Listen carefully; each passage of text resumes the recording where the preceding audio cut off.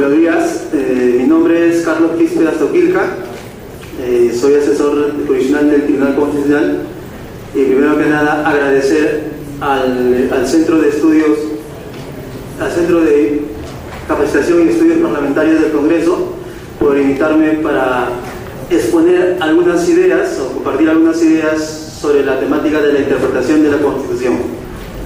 Entiendo que en una sesión anterior Javier Adrián ha hablado sobre la argumentación jurídica, luego viene Víctor Hugo Montoya para que hable sobre la condenación o test de proporcionalidad. Es un tema que tiene bastante relación con la interpretación, por eso yo en esta sesión solo me voy a ocupar sobre la interpretación de la Constitución, aunque es verdad se mencionarán algunas cosas sobre la argumentación jurídica. Bueno, una pequeña advertencia. Lo que voy a tratar es de exponer algunas ideas sobre cómo la doctrina ha tratado sobre el tema de la interpretación de la Constitución, ¿no? Y a partir de ella, si se quiere, exponer algunas críticas, o en todo caso, cómo eso se puede aplicar, digamos, en la interpretación de cada una de las disposiciones de la Constitución. Al término, faltando 20 minutos para que finalice la sesión, les tengo preparado un caso, ¿no? Que es dos casos, para que a partir de lo que se ha comentado a nivel de la teoría, puedan ustedes emitir una opinión, ¿ya? Entonces más adelante se les va a repartir una hoja que tiene ahí dos casos y en función de lo que vamos a desarrollar, a ver cómo ustedes lo pueden aplicar. A ver, bien.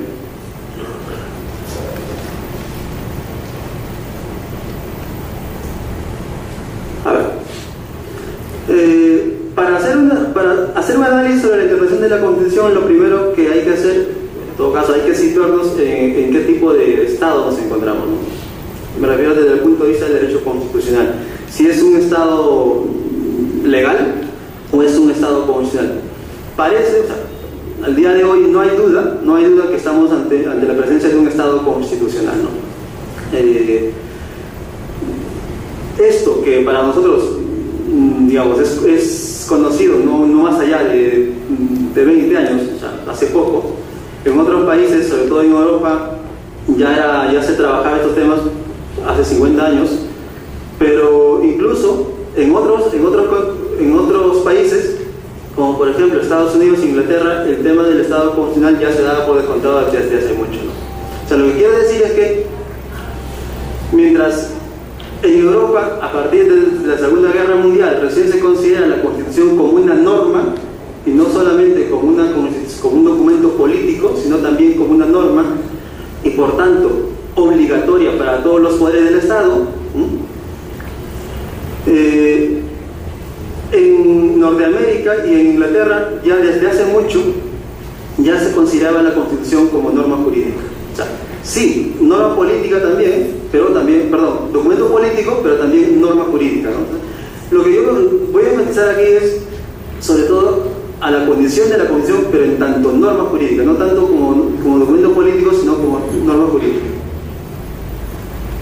Y vamos a ver cuáles son las características, ¿no? O qué es lo que hace para que se considere que estamos ante la presencia de un Estado constitucional. Depende de qué. El primer requisito para hablar de un Estado constitucional es considerar a la Constitución como norma jurídica.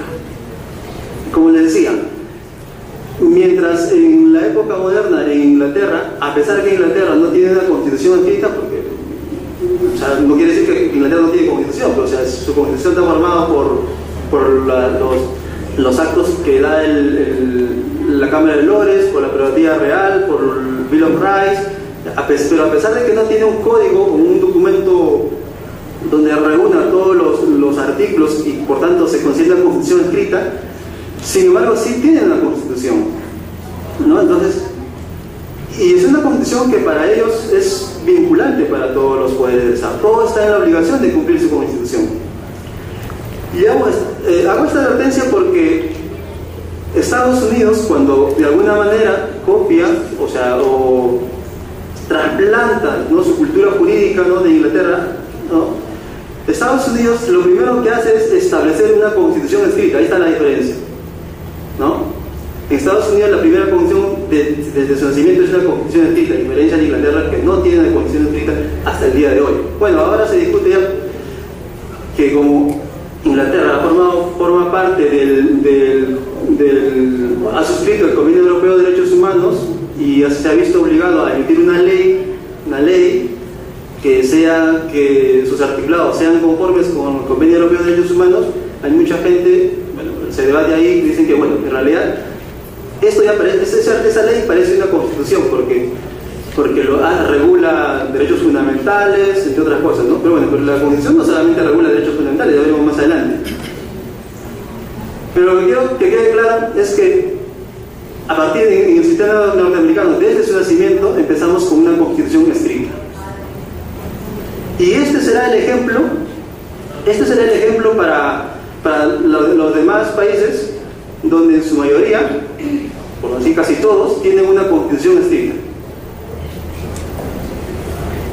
Pero el hecho de que sea constitución escrita no garantiza, o al menos en su época no garantizaba, de que esta constitución sea norma jurídica.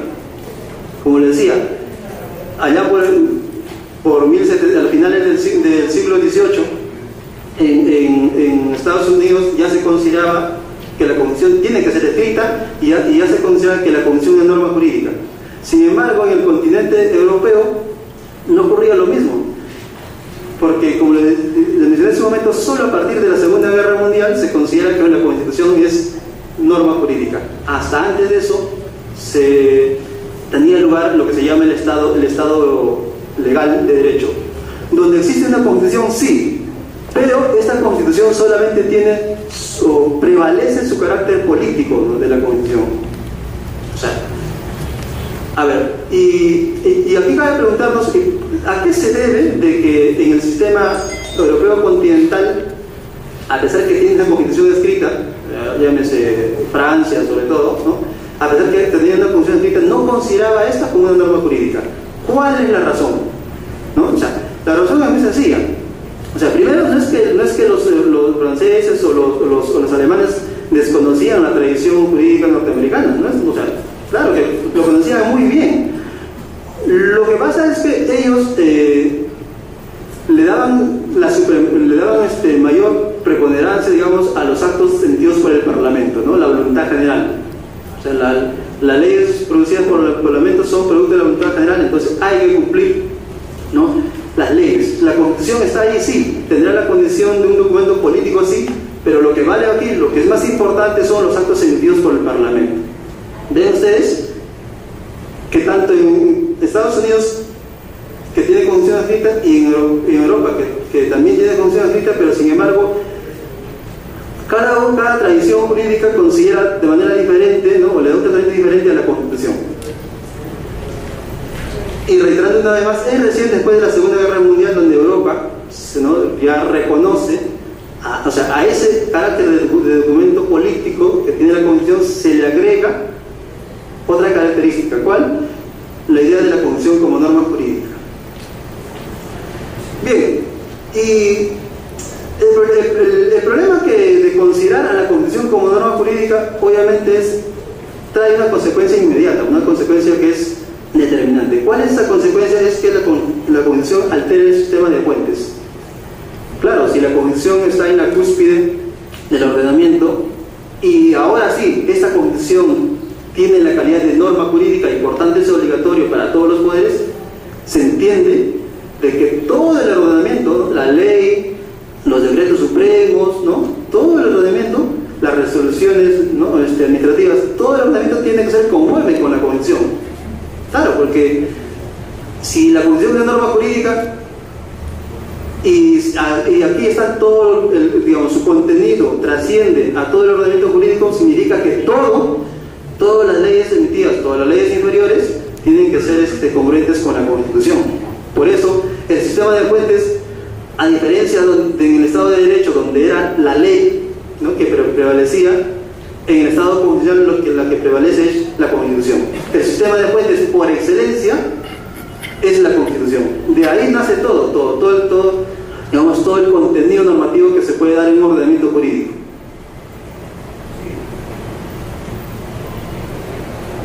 Otra característica importante es la rematerialización de los contenidos materiales de la Constitución. Y aquí está uno de las críticas que se le puede dar. Hoy en día se dice, bueno, ¿por qué el Estado actual es un Estado constitucional? Bueno, se suele decir, bueno, porque en su contenido o su articulado reconoce o declara derechos fundamentales, ¿no? Derecho a la vida, derecho a la libertad. Pero la pregunta es, ¿solo a partir de la Segunda Guerra Mundial se reconoce este tipo de derechos? No, o sea, la respuesta es no, porque si ustedes, por ejemplo, leen la Declaración de los Derechos del Hombre Ciudadano en Francia, ¿no? Allá por 1789, en esa declaración ya hay derechos fundamentales, bueno, derechos humanos a nivel internacional, ¿sí? Pero ya hay derechos con contenido material, ¿no? Ya hay derechos subjetivos con contenido material. Entonces, luego se dio las constituciones francesas, algunas de ellas ya incluían derechos fundamentales. Entonces, no es que hasta antes de la Segunda Guerra Mundial no existían derechos fundamentales, sí existían. El problema es que, como les decía hace un momento, en ese tipo de Estado prevalecía, digamos, la ley como expresión de la voluntad general emitida por el Parlamento. Entonces, el derecho fundamental, el derecho que estaba en la Constitución, o su contenido de era diseñado por el legislador, ¿no? Ahí donde el legislador diga que este es el contenido, eso es lo que prevalecía. No tanto el contenido se derivaba directamente de la Constitución, sino por un acto del legislador. Por eso es que la doctrina le llama, bueno, en realidad esos derechos que estaban anteriormente, ahora también estaban recogidos en las constituciones del Estado constitucional. Entonces, ¿qué ha pasado? Lo que ha pasado es una rematerialización de estos contenidos, ¿no? O sea, esa es la única explicación que se puede leer en la doctrina. Lo que ha pasado es simplemente una rematerialización. O sea, ahora sí, en el Estado constitucional, a esos derechos fundamentales, digamos, tiene o se pone énfasis en un contenido material.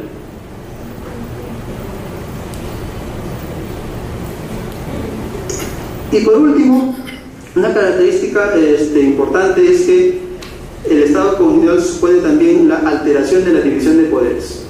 ¿Cómo es esto? Si generalmente se conoce que, ¿no?, el poder de un Estado es tripartito, ¿no? El poder ejecutivo, el poder judicial, ¿no?, y el poder legislativo.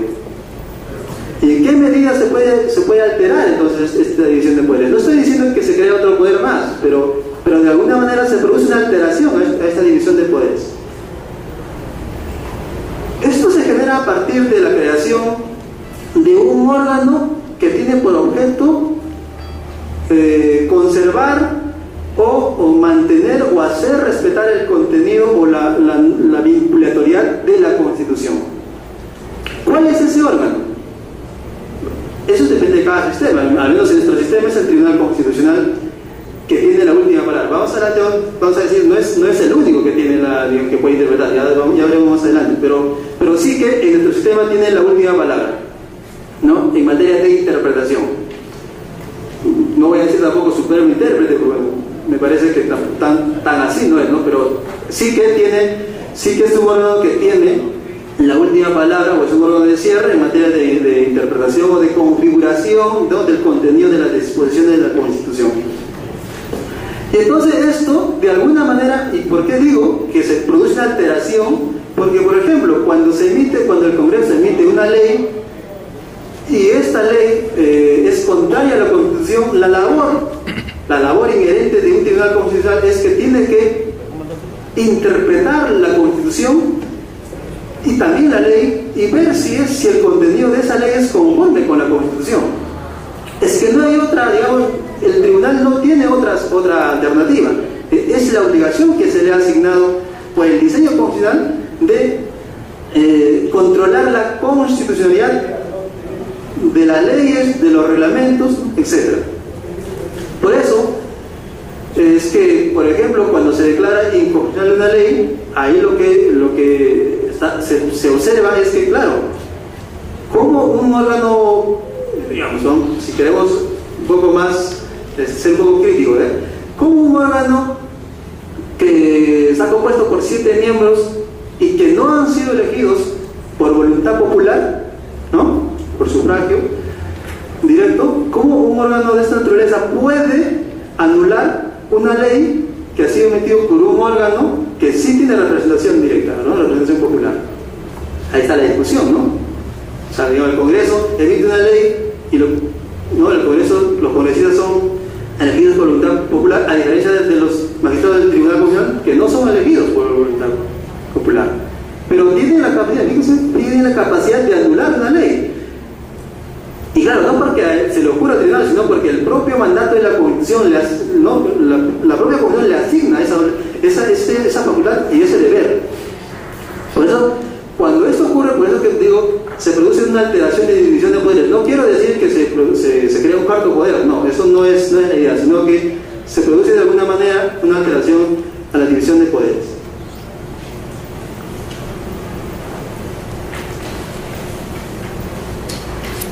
Una vez que hemos analizado, digamos, así a grosso modo, sobre las características o los supuestos que caracterizan a un Estado constitucional, veamos entonces ahora cómo es que se produce, cómo podemos realizar una interpretación de la Constitución.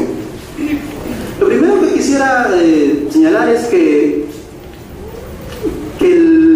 la Constitución, si acabamos de decir, es una norma jurídica, entonces tenemos que llegar a algo, tenemos que aceptar que la Constitución es derecho, ¿no? Entonces, y el derecho, decía Kelsen, todo derecho que requiera ser aplicado, digamos, si se quiere, a un caso concreto, o de repente, cuando el Congreso va a emitir una ley, en ese momento está aplicando la Constitución también, ¿no? Por eso Kelsen decía, todo derecho que requiera ser aplicado tiene que ser interpretado, ¿no? Es algo así como que la interpretación es la sombra del cuerpo, o sea, todo derecho que quiera ser aplicado tiene que ser interpretado, no hay otra manera.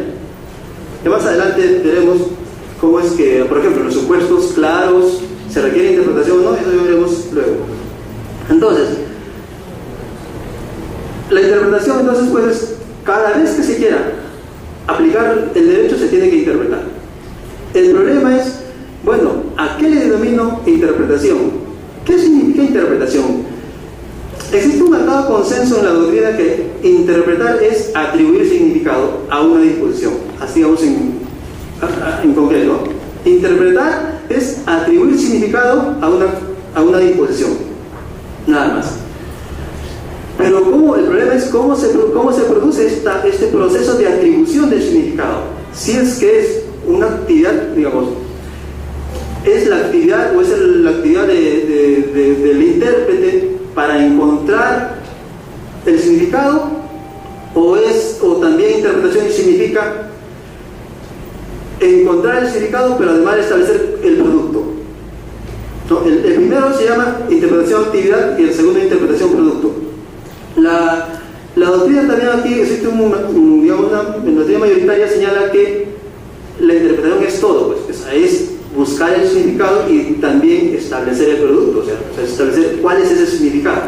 Si tiene la disposición constitucional que señala que el Congreso está compuesto por 130 congresistas, entonces, al momento de realizar la interpretación, realiza una actividad, ¿no?, cognoscitiva, pero va a tener que extraer un significado. Entonces, ese significado es el producto. Entonces, la interpretación, según la doctrina, implica tanto la actividad de realizar, ¿no?, la interpretación como el producto. Por eso es que, decía hace un momento, interpretar es atribuir un significado. Y se atribuye un significado a una disposición luego de que se realice la actividad interpretativa y se establece cuál es el significado. ¿Entendió? O sea, además, interpretar implica dos cosas: una actividad de conocimiento y luego una actividad, ya veremos más adelante, una actividad que tenga por objeto establecer cuál es ese significado. Porque, ojo, puede haber, en una disposición puede haber varios significados. Esto lo veremos más adelante. Y si hay varios significados, el legislador tendrá que optar o el juez tendrá que optar por uno de ellos.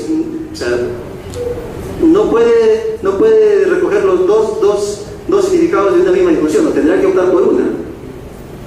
Y por cuál de ellas elegir, eso ya ahí a lo mejor tiene, digamos, mucho ya que ver con la argumentación jurídica que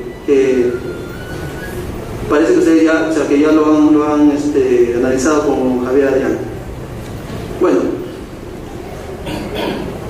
lo primero para realizar una interpretación de la Constitución hay que tener en cuenta una categoría de origen italiano que tiene que ver con aquella de la diferencia entre disposición y norma, ¿no? Esta diferencia en realidad tiene, o sea, es un poco de ejercicio teórico, ¿no? Porque se dice que disposición es la expresión lingüística de un determinado texto, y la norma es el significado, ¿no?, que se deriva de esa expresión lingüística.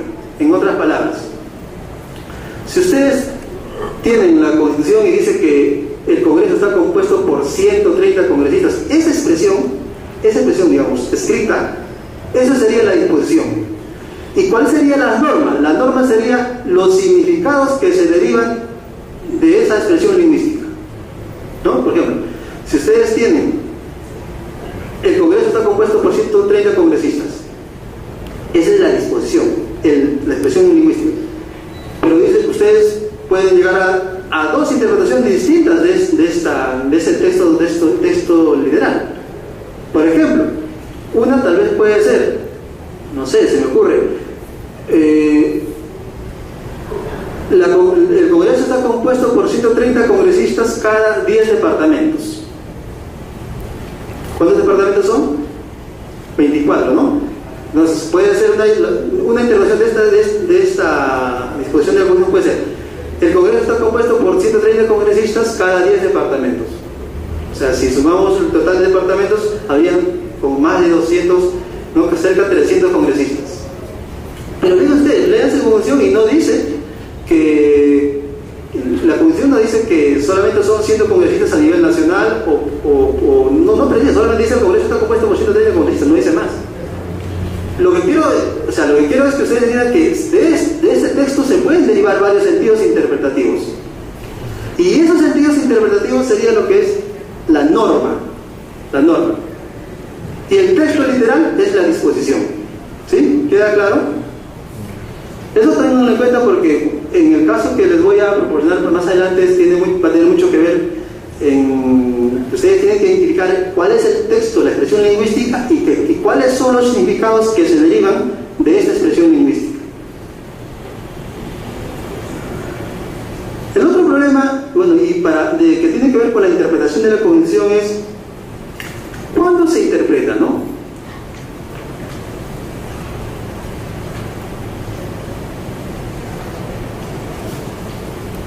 ¿Cuándo se interpreta? Primero, de acuerdo al concepto restringido, la interpretación solo tiene lugar en supuestos de oscuridad o duda. Es decir, cada vez que tengan un artículo de la Constitución, una disposición de la Constitución, y sea dudosa, ambigua, oscura, según esta teoría, solo ahí tiene lugar la interpretación. Nada más, solamente en casos de duda. El concepto amplio, por el contrario, dice no.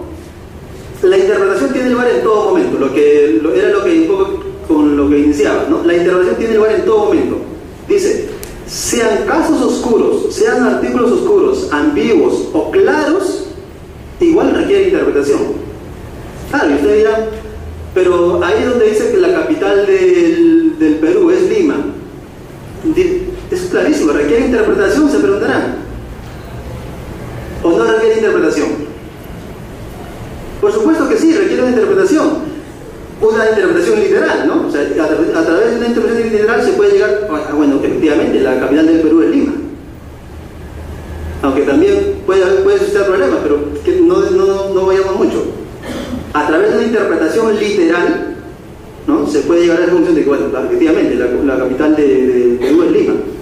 O sea, por eso, la interpretación, tengan en cuenta que se aplica en todo momento, sean disposiciones o artículos claros, oscuros, ambiguos, pero en todo momento tiene lugar la interpretación. Claro, en algunos casos será más difícil que otros establecer el sentido interpretativo, porque, o sea, en los casos claros parece que el significado se puede obtener de manera mucho más rápida, ¿no?, que aquellas normas ambiguas. El otro problema tiene que ver con el objeto de la interpretación de la cognición, y esto es muy importante, esto es muy importante, que tiene que ver muchísimo con el problema de interpretar la cognición. ¿Qué es lo que interpretamos? ¿El texto o la voluntad? ¿Qué es lo que se interpreta? ¿El texto o la voluntad? Y para responder a esto hay dos grandes teorías que se abordan esta temática, y que cada una dan escriben sus postulados.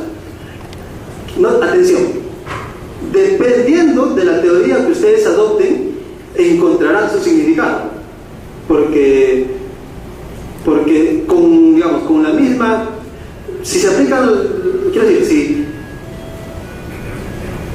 si las dos teorías no pueden llegar a un significado similar, no, llegan necesariamente a un significado diferente. ¿Por qué? Por ejemplo, el intencionalismo. Según la corriente del intencionalismo, dice que al momento de interpretar la Constitución, yo no interpreto la expresión lingüística, lo que interpreto es la intención del legislador. Fíjense, la intención que tuvo el constituyente al momento de redactar y aprobar la Constitución. Yo no interpreto, que el Congreso está compuesto, la expresión lingüística, el Congreso está compuesto por 130 congresistas, no. Y lo que yo interpreto es la intención, lo que está detrás de esa expresión lingüística. Esa es la teoría del intencionalismo. Y aunque parezca, raro, pero hay mucha gente que sostiene este tipo de doctrinas, sobre todo en Norteamérica, ¿no? Hay mucha gente que dice, bueno, eso no fue lo que quisieron los padres fundadores, ¿no? Pues, el problema es, bueno, si somos conscientes y queremos adoptar esta teoría del intencionalismo, el problema surge de inmediato. ¿Cómo determinamos la intención del legislador? ¿Cuál es la intención del constituyente? ¿Cuál fue la intención del constituyente? ¿Estamos en capacidad de determinar la intención del constituyente? Esas son las preguntas.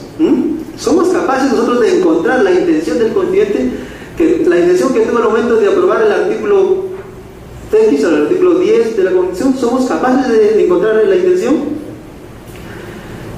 La crítica fuerte que se le hace a esta teoría es precisamente, ¿no?, que la intención, que no se puede encontrar la intención, porque primero, ¿de qué intención hablamos? La intención de quienes elaboraron los anteproyectos, ¿no?, de la Constitución, la intención de quienes aprobaron el proyecto final, o la intención de quienes aprobaron ya, la Constitución. Más todavía, ¿acaso un solo congresista aprueba la Constitución para hablar de una sola intención, o es que hay, varias intenciones como consecuencia que hay, obviamente, varios congresistas, ¿no? Entonces se dan cuenta ustedes que no es fácil determinar la intención, ¿no? O sea, se puede sostener como teoría, pero no es fácil determinar la intención del legislador, porque no sabemos cuál es la verdadera intención. Lo que la crítica más contundente que se le hace a esta teoría es que en realidad quien diga que esa es la intención, ¿no?, del constituyente, en realidad no es la intención del constituyente, sino la intención del intérprete, del que está interpretando en realidad, ¿no? Porque decimos, es imposible, ¿no?, poder encontrar la verdadera intención. ¿Entienden? O sea, ahora, bueno, igual ustedes pueden no estar de acuerdo, ¿no? Pero para quien quiera sostenerlo, es un poco difícil sostener o defender la teoría del intencionalismo. Eso, en todo caso, el tema del intencionalismo puede servir como un referente, como un para establecer el significado de la disposición de la Constitución. ¿Sí? La otra corriente teórica es el textualismo. Y aquí en el textualismo lo que se interpreta son las expresiones lingüísticas, o sea, la disposición de la Constitución, el texto. Eso es lo que se interpreta. En el anterior decíamos lo que se interpreta es la intención. No, aquí es el texto.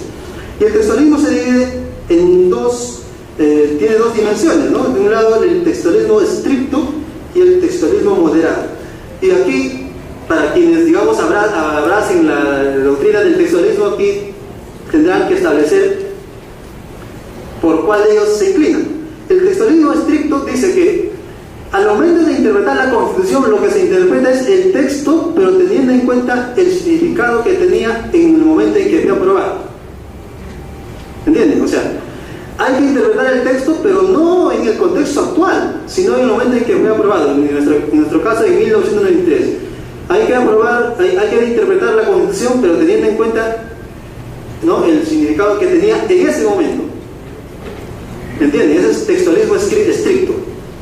Interpreta el texto, sí, pero teniendo en cuenta el significado que tenía en ese momento. El textualismo moderado, en cambio, dice, bueno, se interpreta el texto, se puede tomar el significado que tenía en su momento, ¿no?, como una suerte de base, pero lo que yo tengo que interpretar es tener en cuenta el contexto actual. Es el textualismo moderado. ¿Ya? Se puede interpretar, sí, se interpreta el texto, de hecho. Se puede tomar en cuenta lo que ese artículo, esa expresión significaba en su momento, sí, pero como base. Pero para atribuir el significado final, tengo que tener en cuenta el contexto actual. Por ejemplo, ¿no?, se me ocurre el tema del matrimonio homosexual, ¿no? Ustedes dirían, bueno, si analizamos la Constitución y lo que significaba esto en su momento en 1993, el legislador no se había puesto o no se había imaginado este supuesto, y entonces no cabe reconocer el matrimonio sexual, se podría decir, si eres un textualista estricto. Pero si es un textualismo moderado, sí, bueno, sí tomo en cuenta lo que dice la Constitución, pero tengo que interpretarlo a la luz del contexto actual, ¿no? Las sociedades han cambiado, ¿no? El contexto social es diferente. Bueno, tengo que interpretar ese texto del 93, tengo que interpretarlo en este contexto, en el contexto actual. ¿Por cuál de ellos ustedes se inclinan? Bueno, ya en el ejemplo en el casito que se va a discutir, saldrá, bueno, aplicarán la teoría que mejor les interese, ¿no? O les sea más, digamos, una herramienta más adecuada para realizar la interpretación de la Constitución. En concreto es dos, básicamente, ¿no?, el intencionalismo y el textualismo. Y en el textualismo identificar bien si es un textualismo estricto o es un textualismo moderado. La crítica que se le hace al textualismo moderado es que, bueno, pues si es que yo interpreto la Constitución a partir del texto, pero teniendo en cuenta el significado que tenía en su momento y que fue aprobado, pero también el significado, el contexto actual, entonces ya no es un originalismo, dice, ¿no?, la teoría. Eso ya se puede dar otra cosa, pero no es originalismo, ¿no? Bueno, ahí está el debate.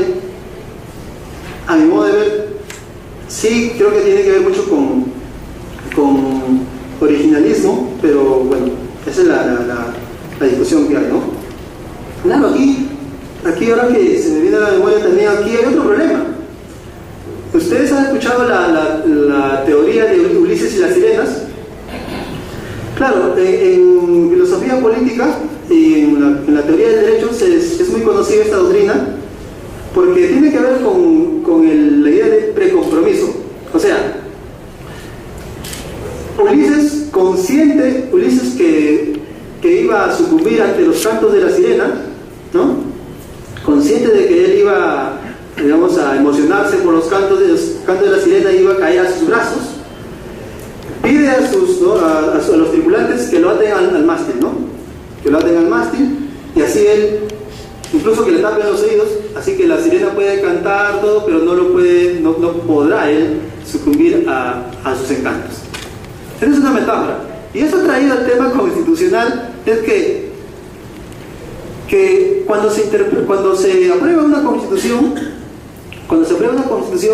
se establecen, digamos, una especie de, digamos, de candados, ¿no? Para que no se puedan modificar fácilmente la constitución, ¿no? Se ponen restricciones, y esas restricciones, o incluso la misma aprobación de la constitución, eso supone, según esta teoría, un atrincheramiento. O sea, los constituyentes atan, ¿no? Conscientes de que las generaciones venideras pueden sucumbir, ¿no?, ante los encantos de la sirena.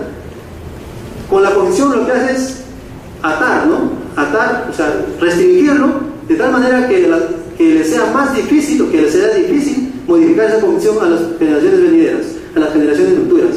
Claro, la pregunta sale a la luz, ¿no? ¿Y por qué las generaciones actuales, ¿no?, las generaciones futuras, tienen que someterse a lo que los constituyentes aprobaron, en nuestro caso, hace 20 años? ¿Por qué? El contexto es otro, ¿no? Ese es el debate. Bueno, aquí hay diversas teorías, no vamos a ahondar más, pero el textualismo tiene que ver con eso, ¿no? O sea, si tú interpretas la constitución, pero teniendo en cuenta el texto, es porque de alguna manera estás teniendo en cuenta, o sea, estás asumiendo el precompromiso que tomaron los padres constituyentes, solo que ahora, dependiendo, si eres un estricto textualismo moderado, le dices, bueno, yo tomé en cuenta lo que los padres constituyentes nos aprobaron, pero yo le agrego ahora un significado, digamos, especial, teniendo en cuenta el contexto actual, ¿no?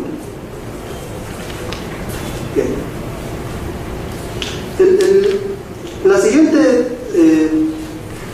temática tiene que ver con la especificidad de la interpretación de la Constitución. Bueno, aquí la cosa es muy sencilla. Dice, si la Constitución es norma jurídica, es la norma suprema del ordenamiento jurídico y por lo tanto es vinculante para todos los estados, para todos los poderes públicos, y entonces hay que tener en cuenta, tiene que haber un método de interpretación, y este método de interpretación no puede ser el mismo que se aplica para el derecho en general, se dice, ¿no? No, tiene que ser distinto. O sea, claro, porque si la Constitución es la norma jurídica suprema, bueno, tiene que haber un método especial distinto, no puede ser igual, porque si no, pues sería lo mismo que el derecho en general, que se sostiene, ¿no? Vamos a ver si eso, o sea, los supuestos los supuestos en que se sustenta esta posición son tan fuertes, tan contundentes, que en realidad la interpretación de la Constitución es un supuesto especial de interpretación, ¿ya? A ver, se dice que la Constitución tiene el carácter general y abierto, o sea, las disposiciones de la Constitución son generales, abstractas y abiertas, ¿no? Toda persona tiene derecho a la vida. Bueno, ¿qué se entiende por vida? Toda persona tiene derecho a la igualdad. ¿Qué se entiende por igualdad? ¿No? Igualdad formal, material, en fin, ¿qué se entiende por eso? O sea, son conceptos amplios, ¿no?, genéricos, y el contenido tiene que ser desarrollado por el legislador o por el juez constitucional. Pero la pregunta es, ¿y el derecho civil no tiene normas, no tiene disposiciones así genéricas, abstractas, ambiguas? ¿El derecho penal no tiene similares términos?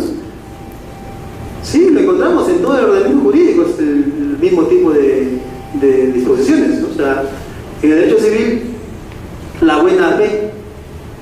¿Qué significa buena fe? La equidad, ¿no? El enriquecimiento ilícito. ¿Qué es lo que hace algo para calificarlo como enriquecimiento ilícito?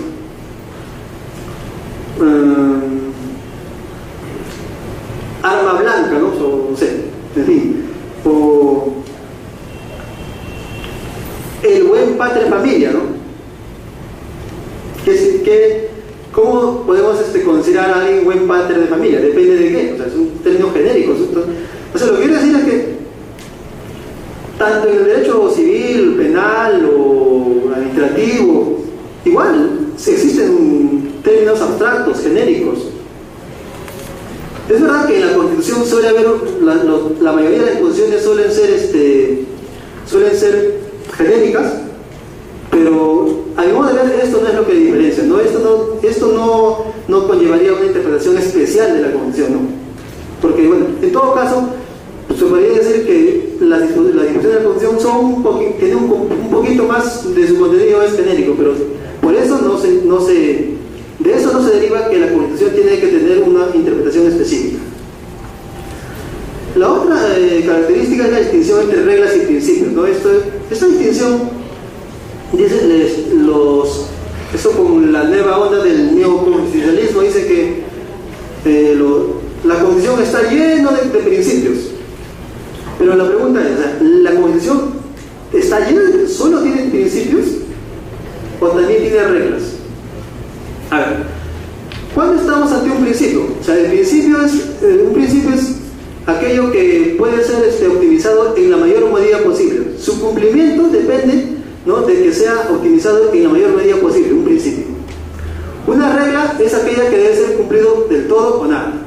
Una regla, o se cumple o no se cumple. El principio es aquello que tiene que ser cumplido en la mayor medida posible, tiene que ser optimizado, ¿no? La Constitución, ¿solo tiene principios o también tiene reglas? Es verdad, los derechos fundamentales, la mayoría de ellos tienen la característica de principios, porque estos derechos tienen que ser optimizados en la mayor medida posible. Pero la Constitución también tiene reglas. Claro, la Constitución tiene reglas, por ejemplo, para ser magistrado del Tribunal Constitucional se necesita tener 45 años de edad. ¿Este es un principio o es una regla? Es una regla, ¿sí? Claro, se cumple o no se cumple. Si no tienes 45 no puedes ser magistrado, ¿sí? El Tribunal Constitucional. ¿Entiendes? O sea, es una regla, ¿se cumple o no se cumple? En cambio, el principio sí, o sea, si todos tienen derecho de acceder a la función pública, bueno, a esto el legislador puede establecer, sí, pero hay unos requisitos básicos que se tienen que tener en cuenta, como por ejemplo, no sé, pues, para ejercer la función pública hay que tener en vigencia los derechos civiles y políticos, porque puede ser inhabilitado, ¿no? Entonces, si es inhabilitado no puede acceder a la función pública, ¿sí? Entonces, pero es un principio, o sea, sí, como que sí, tienes derecho a acceder, pero si no cumples determinados requisitos no podrás, ¿no?, acceder. Pero en cambio, lo que decía, en cuanto a la edad del magistrado, sí, o sea, tienes que cumplir 45 años, o los tienes o no los tienes. Si no los tienes, no puedes ser magistrado del Tribunal Constitucional, por eso es que es una regla. Ahora, esta diferencia, esta distinción entre principios y reglas no es tan tajante. A lo que yo le estoy diciendo son casos extremos, pero hay disposiciones que uno no sabe si tiene la estructura de principio o de regla. O sea, sí, o sea, uno se puede quedar en la línea, en una nube gris, y no sabe si es principio o es regla. Por ejemplo, hay la disposición que dice, toda persona detenida debe ser llevada ante el juez dentro de las 24 horas. ¿Este es un principio o es una regla? ¿Qué es esto? Toda persona detenida tiene que ser llevada ante el juez o ser puesta a disposición del juez dentro de las 24 horas. Dentro de las 24 horas. ¿Es una regla o un principio?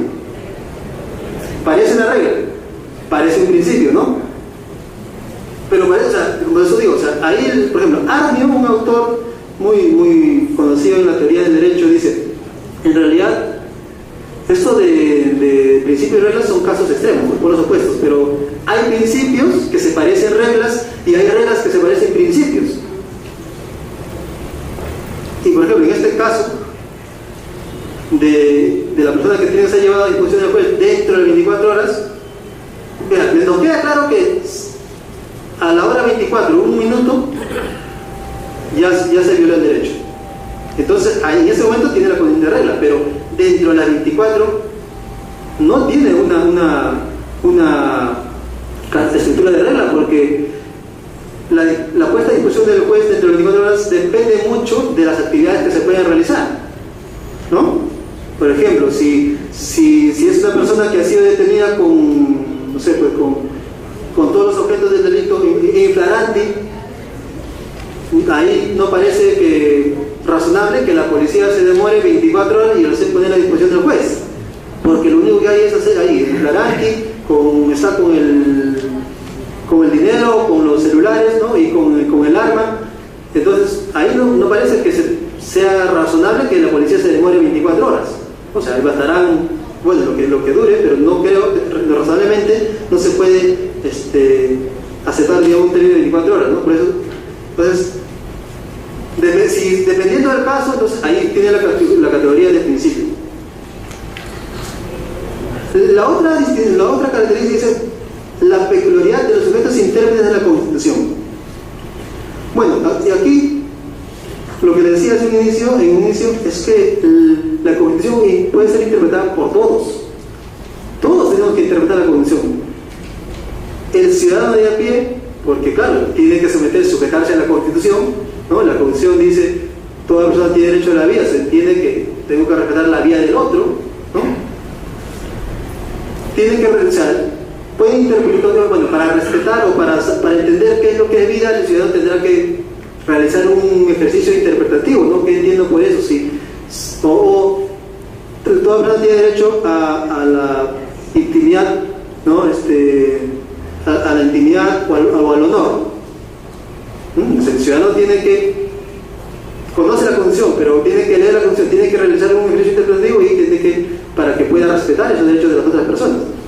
Pero también pueden interpretar los funcionarios públicos, que duda cabe. Pero también, o sea, el legislador es uno de los intérpretes, digamos, inmediatos de la interpretación de la Constitución.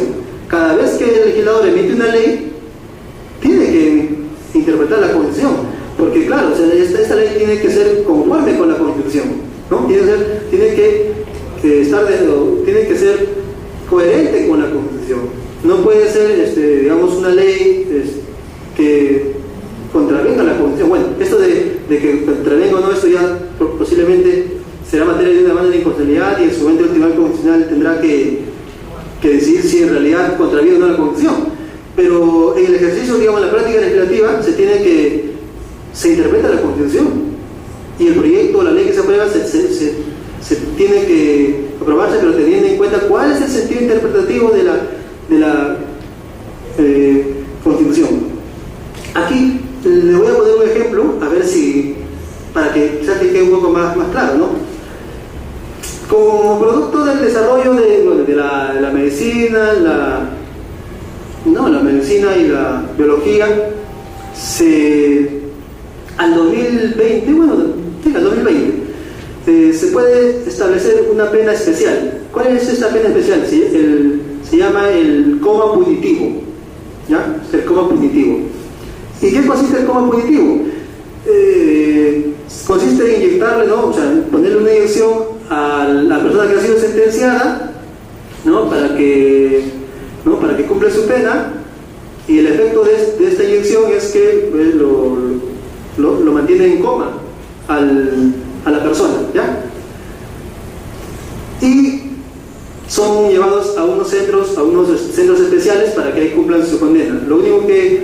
¿Cuál va a ser el trabajo del Estado? De repente brindarle alimentación especial, ¿no? Pero está en coma. ¿Con esto qué se evita? Se evita pues que haya que haya disturbios en los penales. Con esto se evita de que a través de los penales se puedan cometer otros delitos, la inseguridad ciudadana, ¿no? Como extorsión o secuestro, ¿no? Entonces el Estado quiere evitar todo eso, dice, bueno, implementamos la pena de coma punitivo, inyectamos le ponemos la inyección y lo llevamos a centros especiales. El Estado solamente va a gastar en una alimentación asistida que es de bajo costo comparando con la atención, ¿no? Y alimentación y todo que le puede brindar en los establecimientos penitenciarios. Imagínense que esto es un proyecto de ley y es aprobado por el Congreso. Y imagínense y para aprobar este proyecto, ¿y qué dice la Constitución? ¿Estará permitida o prohibida por la Constitución? ¿Qué hace?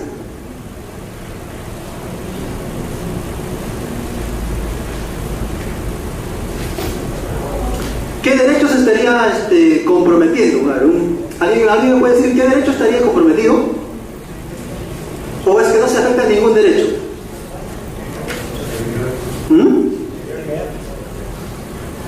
A ver, ¿quiénes dicen que no se afecta ningún derecho? Que es perfectamente como el que es constitucionalmente válido que se apruebe este tipo de pena. Como nadie levanta la mano, parece que, o sea, nadie se atrevería a decir que esto es constitucionalmente válido, ¿no? Claro, ¿y qué entienden ustedes por digamos, el derecho que toda persona tiene derecho a su integridad, a no ser tratada, a no tener tratos crueles o inhumanos, ni a recibir penas degradantes o inhumanas? ¿Creen que podría colisionar esa ley con este derecho reconocido en la Constitución? Problema, ¿no? Problema.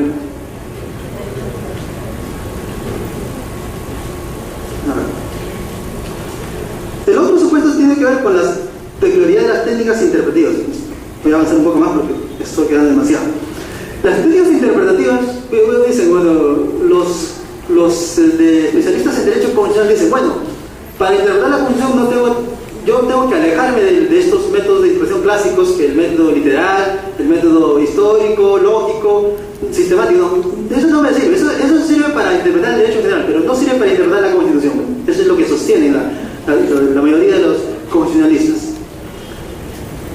Pero la pregunta es, y dicen, no, se tienen que utilizar estos principios. ¿Cuáles principios? El principio de unidad de la Constitución, principios de eficacia entregadora, principios de corrección funcional, etc., ¿no? Pero digamos, ¿qué diferencia o qué tan diferentes son esos principios de los métodos tradicionales, los formulados por Savigny? ¿Qué tan diferentes son? Cuando se habla de interpretación o de principio de unidad de la Constitución, es decir, que la Constitución tiene que interpretarse como un todo, o sea, cuando interpretas el artículo 10, tienes que interpretarlo, ¿no? Tienes que tener en cuenta las demás disposiciones de la Constitución como un todo, ¿no? ¿Qué diferencia hay de este principio de unidad de la Constitución como una interpretación sistemática?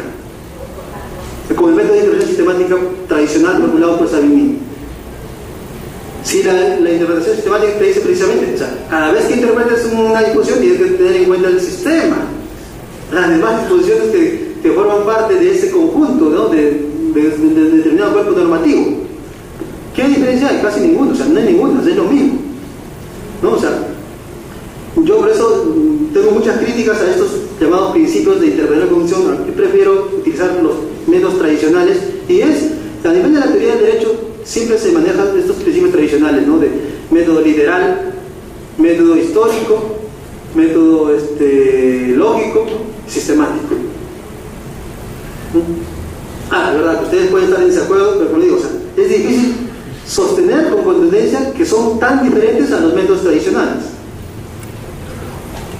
Entonces, cuando estamos, o sea, hasta aquí parece que en realidad casi es lo mismo la interpretación del derecho en general que la interpretación de la Constitución. Casi no hay diferencias sustantivas. La diferencia, a mi modo de ver, que sí marcaría o otorgaría un grado de especialidad, es la última, ¿no? La ausencia de referencia. La anterior, por favor. La ausencia de referencia normativa superior a la Constitución.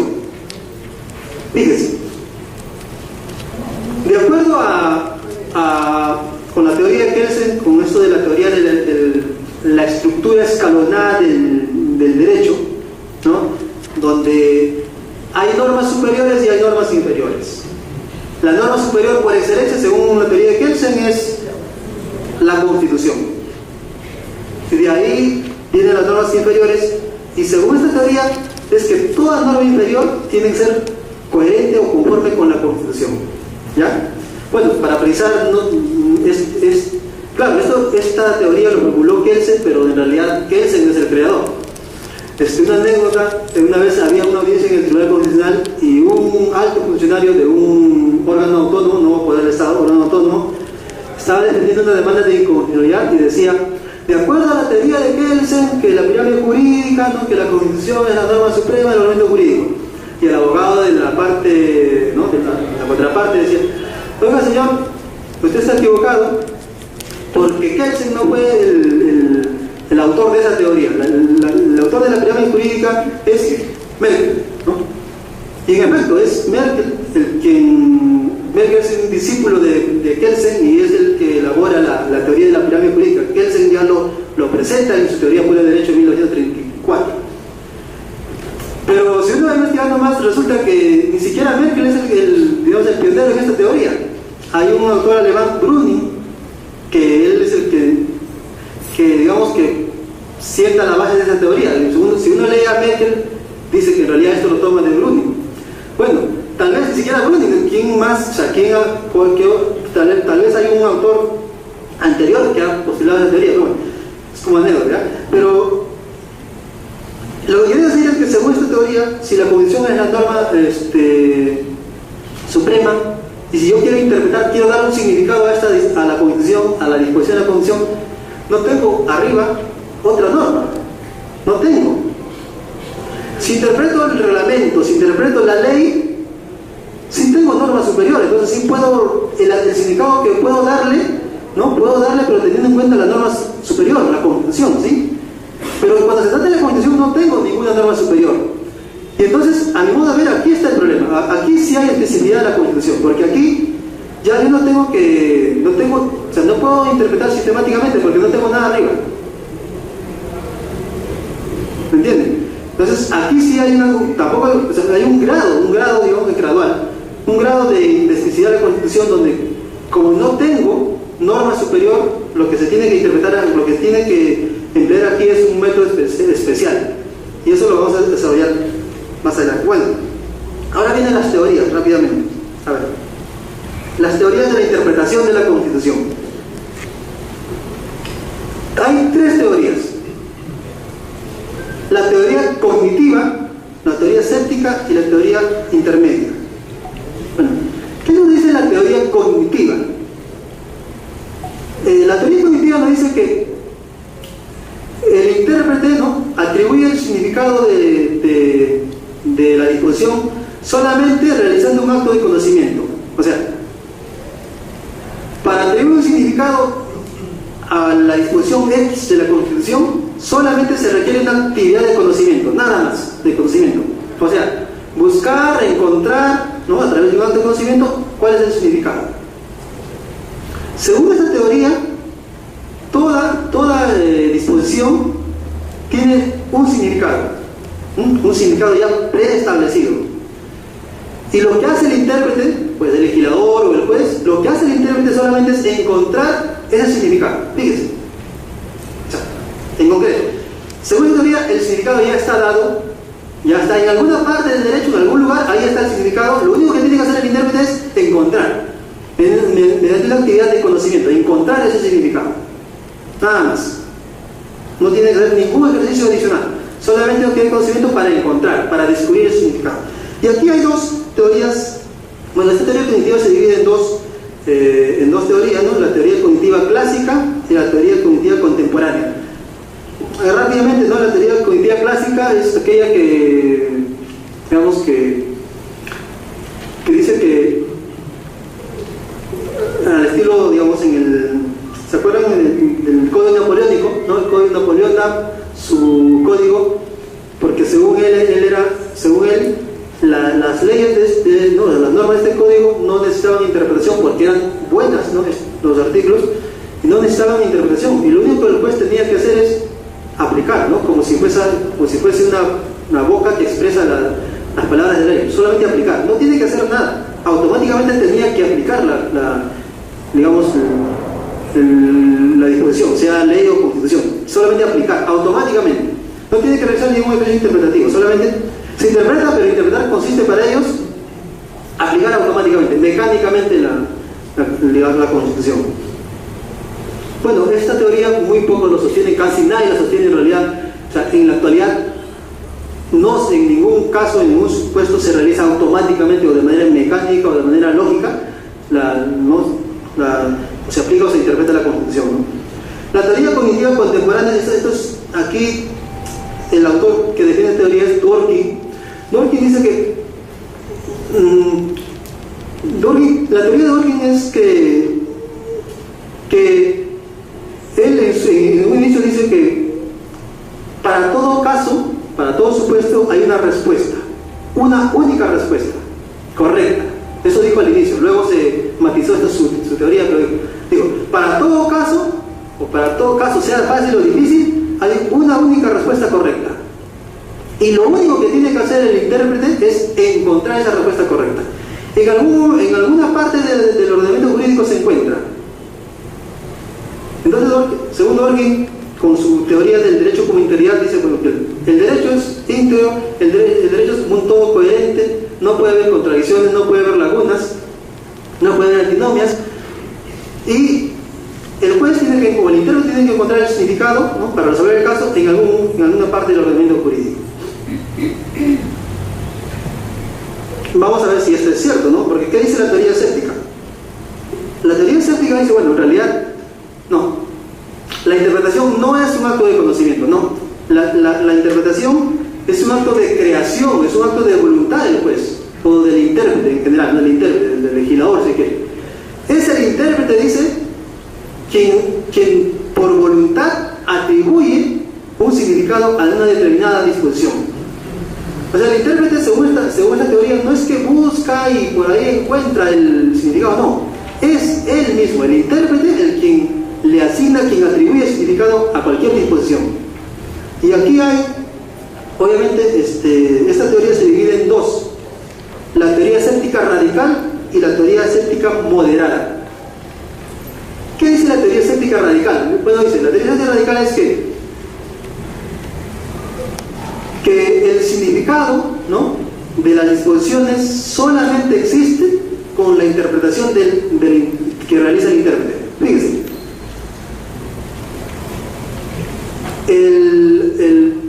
el significado de la expresión todos tienen derecho a la vida solamente existe luego de la interpretación que realiza el intérprete. ¿Entienden?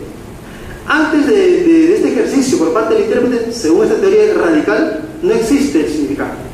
Existe como norma una disposición muerta, inerte, pero no existe, pues no tiene significado. Porque el significado solamente le atribuye el intérprete, como producto de su actividad volitiva. ¿Entienden? O sea, ¿queda claro? O sea, hasta antes de la interpretación, por parte del intérprete, no tiene significado. Existe como una norma así muerta, pero no tiene significado. Solamente existe el significado con la interpretación con la actividad interpretativa que realiza el intérprete. Bueno, esa es una teoría escéptica radical. Como verán, ustedes dirán, pero ¿cómo que el artículo no tiene un significado y es el juez el quien después lo crea? Parece difícil sostener esta teoría, ¿no? Pero aunque no lo crean, hay en la actualidad algunos autores y muy connotados que sí apoyan esta teoría. Claro, que con esta teoría en realidad se podría hacer todo, ¿no? O sea, el legislador puede decir que, bueno, el cobro punitivo para mí no es una pena ni humana ni degradante, ¿no? Porque yo interpreto que esta es una pena que está conforme con la Constitución. Puede decir el legislador. Si asume esta teoría escéptica radical. Pero la teoría escéptica moderada dice, no es tanto así, no es que, o sea, la teoría escéptica moderada dice, la disposición sí tiene significado. Es más, y tiene más de un significado. Esta es la teoría de Kelsen, ¿no? Kelsen. Tiene más de un significado. Lo que hace el juez es, o el intérprete es, elegir con cuál de los significados se queda. ¿Entienden? O sea, según la teoría escéptica moderada, toda disposición tiene más de un significado. Significado A, significado B. El intérprete tiene que elegir con cuál de ellos se queda. Y al momento de elegir con cuál de ellos se queda, pues tiene que reunir determinados parámetros y tiene que justificar con la argumentación que han visto el día lunes, ¿no?, si ese sentido interpretativo es el más adecuado o el más correcto. No diría, como Dworkin dijo en su inicio, la única respuesta correcta, el único sentido interpretativo correcto, no, sino el posiblemente no correcto. La teoría intermedia, que es desarrollada por Hart, un autor inglés, dice, bueno, en realidad la interpretación es las dos cosas. O sea, algunas veces es una actividad de conocimiento y en otras es una actividad volitiva, dice Hart. ¿Se entiende?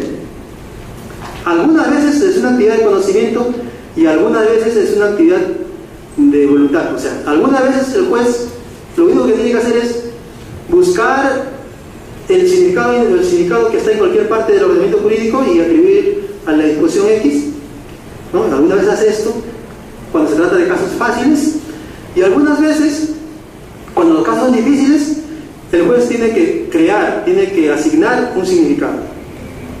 ¿Me entienden? O sea, la teoría intermedia es un poco, digamos, la conjugación de las dos teorías anteriores, ¿no? La teoría cognitiva y la teoría séptica. ¿Por qué Hart elabora esta teoría? Hart elabora su teoría sobre la base de la textura abierta del derecho. Mientras que para la teoría cognitiva el derecho era totalmente determinado, por ello es que existe la respuesta correcta, ¿no? O la respuesta está en cualquier parte del ordenamiento, pero existe la respuesta. En la teoría séptica el derecho es totalmente indeterminado, la respuesta no existe, sino que el juez tiene que crearla.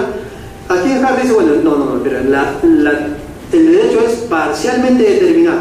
En algunos casos, cuando los casos son fáciles, como les dije, el juez tiene que encontrar el significado. Y en otros casos, cuando el caso es difícil, no, el juez tiene que crear, tiene que asignar el significado, o el intérprete, ¿no? Y aquí lo que decía se apoya en la textura abierta de derecho. ¿Qué significa la textura abierta? La textura abierta dice, bueno, en realidad, siempre los eventos sociales, ni siquiera los eventos sociales, siempre el derecho actúa después. ¿Por qué? Porque si se aprueba una ley, el legislador en ese momento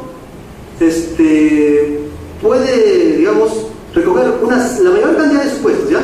Para aprobar esa ley. O sea, dice, apruebo el derecho, apruebo que, digamos, el delito de parricidio, ¿no? Y aquí me pongo en todos los supuestos, ¿no? En la muerte de hijo a padre, ¿no? Padre a hijo, bien. Pero según Hart, hay supuestos que en ese momento el legislador no tuvo en cuenta y por lo tanto quedó fuera del digamos, del conjunto de supuestos que se puso para asignar, para aprobar la ley. Pero es más, no es que no se dio cuenta de algunos, sino que además en el futuro aparecieron otros. ¿Me entienden? Por eso Hart dice, aquí lo que funciona es la textura abierta. Entonces, para esos supuestos que sí eran claros, esos serán casos difíciles, y para aquellos supuestos en que el legislador no se imaginó en ese momento, se le pasó, digamos, ese supuesto, o hay supuestos nuevos, ¿no? Entonces ahí estamos ante un caso difícil, porque el derecho no da una solución para este caso. Entonces el intérprete tiene que asignar un significado. ¿Entienden? O sea, por ejemplo, creo que los bienes, los bienes que son necesarios para el ejercicio de la profesión son inembargables, ¿verdad? ¿Sí? Muy bien. ¿Ustedes creen que dentro de ese artículo estará considerado una tablet? Porque puede ser con un abogado, ¿no? O un asesor, puede que la tablet es indispensable para el ejercicio de su profesión. Y llega el juez, quiere embargarle la tablet, también la tablet. ¿Qué dirían ustedes? El legislador al momento en que aprobó esta ley, ¿se puso en el supuesto de la tablet? No, porque no existía la tablet. Es un supuesto que ya se produjo recientemente, ¿no? Y el código se aprobó hace muchos años, el Código Procesal Civil.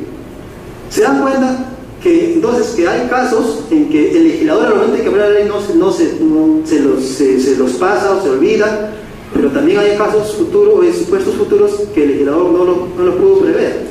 Y como no lo pudo prever, entonces el derecho ahí es parcialmente determinado. Por eso dice, en estos casos el juez tiene que, si el juez o el intérprete tiene que decidir el caso, tiene que crear un significado, porque acuérdense que se tiene que decidir así haya vacío de eficiencia de la ley, ¿no?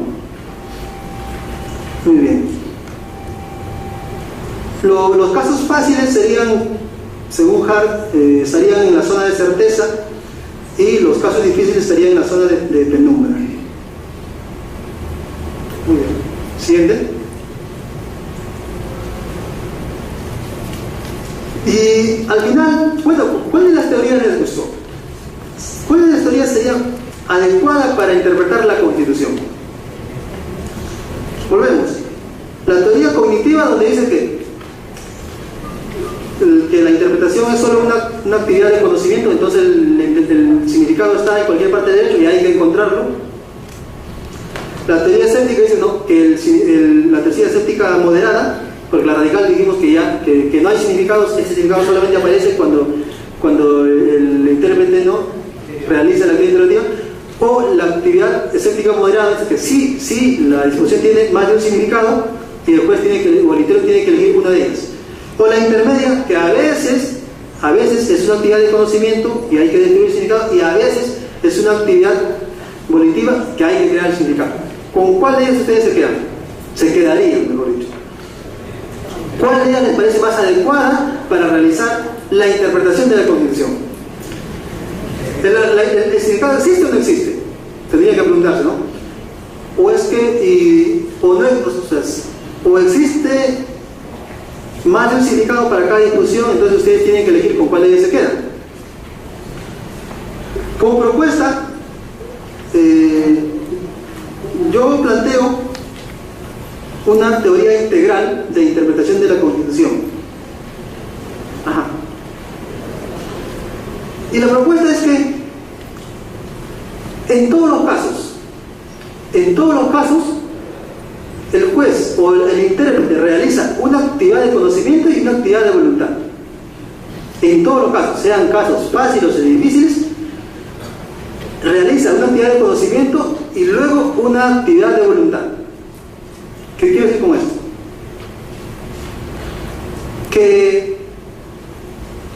Lo que quiero decir es que toda disposición de la Constitución, toda disposición tiene un significado.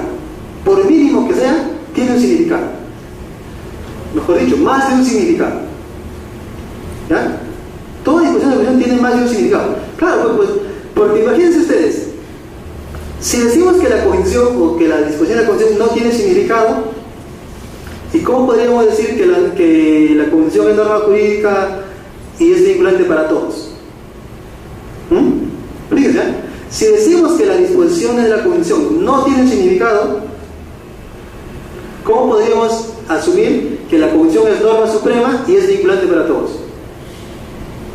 No se podría asumir esa tesis, ¿no? O sea, ¿qué es lo que te vincula si dices que no hay un significado? Entonces, si somos coherentes en asumir esta tesis del Estado colonial, que la Constitución es norma jurídica suprema y por tanto vinculante para todos, tenemos que decir que toda disposición de la Constitución tiene como mínimo o tiene un significado mínimo, ¿ya? Hay que ser congruentes, es decir, si asumimos eso hay que decir que la Constitución tiene un significado mínimo. Y un significado mínimo no quiere decir que tiene uno solo, ¿no? Sino que puede tener más de uno. ¿Y cuál será el parámetro para evaluar o para encontrar el significado mínimo de cualquier artículo de la Constitución? El parámetro, básicamente aquí es el criterio literal, ¿no? El criterio literal. O sea, interpretar la Constitución a partir del método literal. ¿Ya? Literal. Pero ustedes se preguntarán, pero bueno, tampoco el principio literal no me ayuda mucho, ¿no? Porque si interpreto el artículo de la Constitución, que el Congreso está conformado por 130 congresistas, bueno, es que ahí la cosa aparentemente puede quedar claro, pero no dice si estos congresistas es por toda la nación o o hay 130 congresistas por cada 10 departamentos, como le decías al inicio. O sea, puede, o sea, ya saben, me dirán, bueno, está sacando significados que la Constitución no dice, sí, pero la interpretación nos lleva a eso. Entonces, lo que quiero decir es que el método literal ayuda, pero nos ayuda en sentido negativo, es decir, forman parte o son significados de cada disposición aquellos que sean congruentes con el significado literal.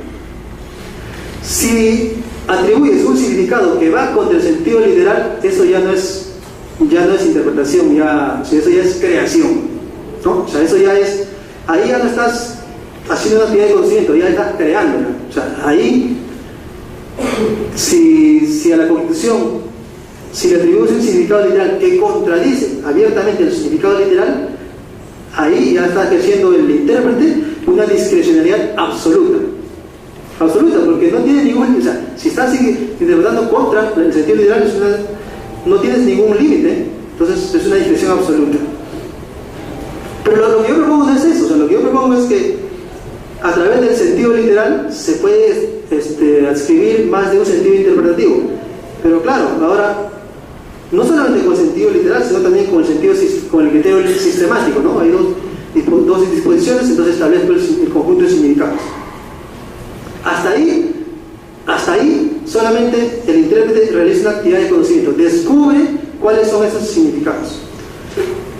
Supongamos, y como es así, la mayoría de toda disposición tiene más de un significado. Bueno, si tiene más de un significado, dos o más, ¿con cuál de ellos se queda el intérprete? ¿Con cuál de ellos se queda el intérprete? ¿Qué es lo que tiene que hacer el intérprete para elegir un significado? Si tiene más de uno, ¿qué criterios tiene que tomar en cuenta para que se quede con uno? Porque no se puede quedar con los dos, tiene que adoptar un significado a la disposición. Bueno, aquí los criterios que serían, y aquí sí ya interviene la actividad volitiva, porque aquí ya no hay límite, ya el método literal ya quedó. Aquí el juez tiene que crear, ¿no? Tiene que asignar él un significado. Y son dos cosas básicamente. Tiene que tener en cuenta el contexto funcional, ¿no? de la disposición que se está interpretando. Claro, porque, a ver, una cosa lógica, ¿no? Algo se interpreta teniendo en cuenta algún supuesto, no se interpreta al vacío, ¿verdad? ¿O creen que puede existir una interpretación al vacío?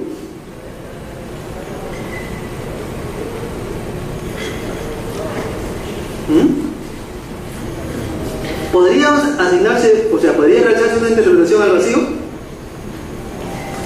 Y cosa bien rara, o sea, siempre se tiene que interpretar teniendo en cuenta algo, algún supuesto, algún objeto. Básicamente, teniendo en cuenta el contexto, ¿no? O sea, no puede, si se deja de lado el contexto, pues la interpretación no tiene sentido. Pero además de tener en cuenta el contexto, el intérprete tiene que tener en cuenta que sea coherente con el sistema jurídico, ¿no? En este caso del Estado constitucional. Por ejemplo, si tenemos que evaluar la constitucionalidad del cómo punitivo, tendríamos que determinar qué significa pena inhumana o degradante, ¿no? A través de un sentido literal, entonces, bueno, pena degradante o pena degradante inhumana significa que toda persona tiene que ser, no tiene que ser humillada, ¿no? Sino que tiene que ser respetada en su dignidad humana. Ya, pero para eso tengo que tener en cuenta el contexto. Entonces, el contexto es de que se le quiere, ¿no? O sea, inyectar, ¿no? Se le quiere inyectar el como punitivo a la persona para que cumpla su pena. Es el contexto, ¿no? Entonces, pero además tienen que tener en cuenta ustedes el modelo, o sea, que el modelo del Estado, y el modelo del Estado es un Estado constitucional, donde hay derechos fundamentales que se tienen que respetar, y en última instancia el tema del derecho, el valor dignidad humana, ¿sí? El valor dignidad humana, aquello que es un mínimo irreductible que no puede ser restringido.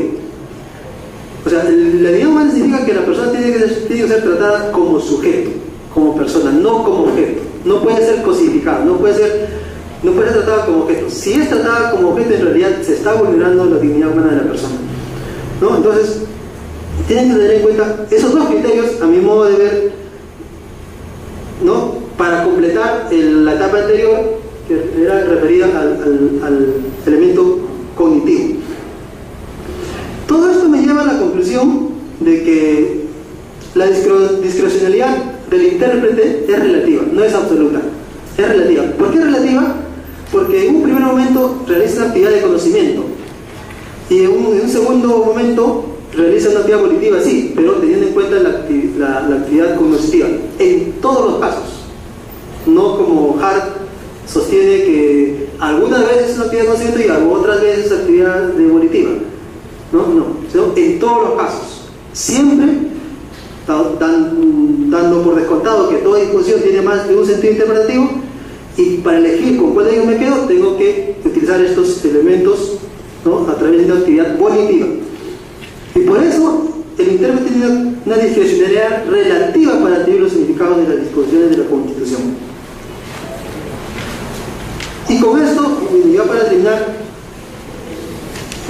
hace que no existe una única respuesta correcta, sino una respuesta posiblemente correcta. ¿Ya? Una respuesta posiblemente correcta. No hay una respuesta correcta. No hay, porque en esta segunda etapa, si se dan cuenta ustedes, en el elemento volitivo no hay norma que me controle, que me limite. Y si no hay norma, las razones que pueden utilizarse aquí pueden ser jurídicas, obviamente, que no cabe, pero también pueden ser políticas, ¿no? O extrajurídicos, razones morales pueden ser, razones morales. Y eso está mal, creo que no. El problema es cómo justificar, a través de la argumentación que ya se ha visto el lunes, ¿no? Cómo justificar el sentido interpretativo que vas a elegir, ¿no? Cómo argumentar por qué, o dar las razones por las cuales te quedas con ese sentido interpretativo. De eso se trata. Y por eso te digo que no existe una única respuesta correcta. De hecho, Dworkin, que al inicio propuso su teoría, al final dijo, no, en realidad ese es un ideal, eso no puede ser realidad, es un ideal, lo dijo, digamos, Dworkin 2, diríamos, modificó o matizó su teoría y dijo, no existe la única respuesta correcta. Sí, es un ideal, lo que existe en todo caso es una posible respuesta correcta, que nos acerca a lo que Alexis llamaría la pretensión de corrección, pero no podemos sostener con objetividad que existe una respuesta correcta. Bueno, eso ha sido todo en cuanto al tema teórico. Ahora les he traído un casito. Se trata de interpretar el artículo 113.2 de la Constitución, que dice que la presidencia de la República se vaca por su permanente incapacidad moral. ¿Ya? Esa es la disposición. La presidencia de la República se vaca por su permanente incapacidad moral. Hay dos ejemplos, hay dos casitos, y lo que ustedes tienen que leerlo ahí. El primer caso se refiere al presidente, ¿no? que se le ha demostrado que ha sostenido relaciones sexuales con diferentes mujeres, incluso tiene un primogénito. La idea es establecer ahí si eso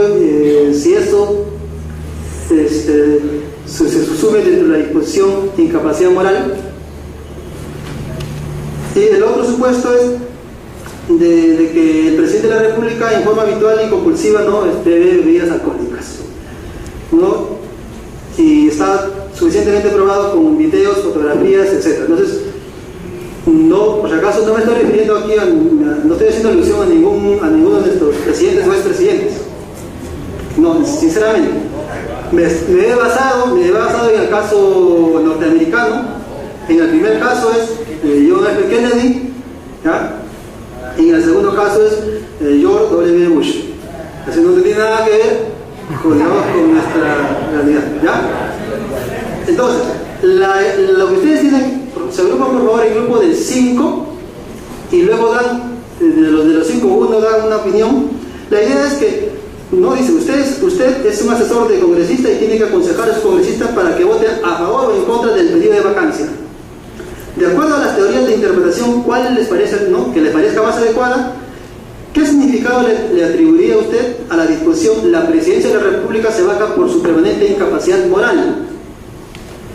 Los cargos atribuidos configuran un supuesto de incapacidad moral permanente. Esa es la definición de lo que... A ver, por favor, el grupo de 5 y luego le dan una opinión, ¿no? A ver, ¿es favorable o... Ya, terminamos, ¿verdad? A ver, veamos. A ver, ya, por favor, terminamos. A ver, las propuestas, a ver, vamos. A ver, empecemos a ver con el grupo de aquí, por favor. A ver, silencio. Dos cosas, ¿no? ¿Cuál es el significado que le atribuye a la disposición constitucional que se le ha señalado? Y si los hechos se subsumen dentro de ese significado. Aquí, adelante, por favor, a ver. Bueno.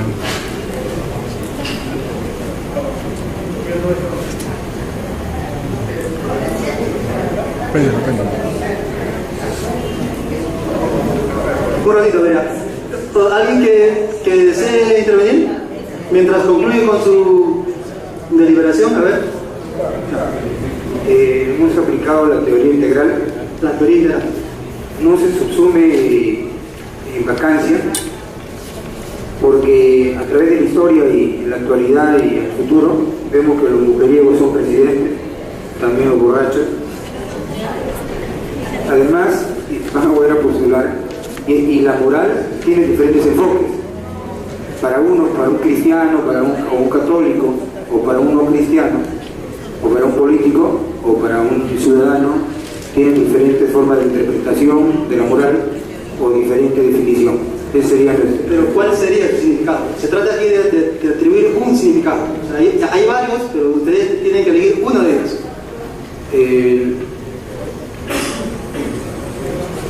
El significado es que no existe vacancia.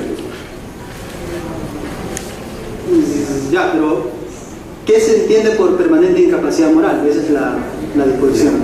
O sea, como usted lo entienda, ¿qué se entiende por incapacidad moral? Porque en función de eso vamos a ver si los hechos se suben o no.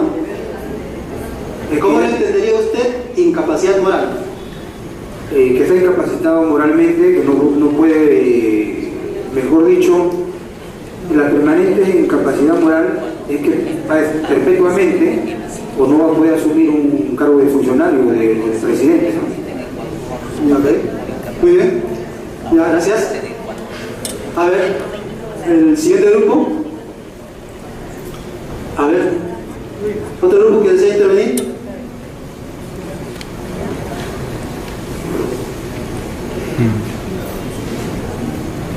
Pues se trata de intervenir, de dar su planteamiento. O sea, no es que aquí no estamos buscando la única respuesta correcta. Se trata de dar una idea, ¿no? A ver. Buenos días. Bueno, en el caso concreto, en el caso 1, sobre el tema de la vida, bueno, yo lo tomo así, ¿no? En el caso de la vida personal o el grupo lo tomo así. En el caso de la vida personal, el tema del adulterio, claro que se comete una conducta deshonrosa, ¿no? De repente, pero para mí, o bueno, para el grupo no configura un supuesto de incapacidad moral permanente. En el caso 2, sobre que se habla pues de la forma habitual y cómo él comienza de repente a beber impulsivamente, y hasta eso puede generar de repente una declaración de incapacidad a través del Código Civil, inclusive declararlo de ebrio habitual. Ahí sí podría configurarse el tema de pues, incapacidad permanente, ¿no? Sí, ¿con qué teoría ahí está? ¿Cuál teoría está aplicando? ¿Qué teoría está aplicando? Bueno, la teoría que usted propone. La teoría integral. Muy bien. A ver, otro grupo, por favor.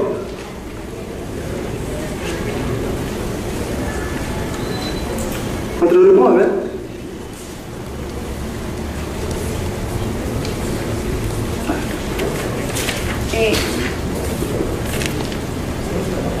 A ver, nosotros hemos llegado a la conclusión.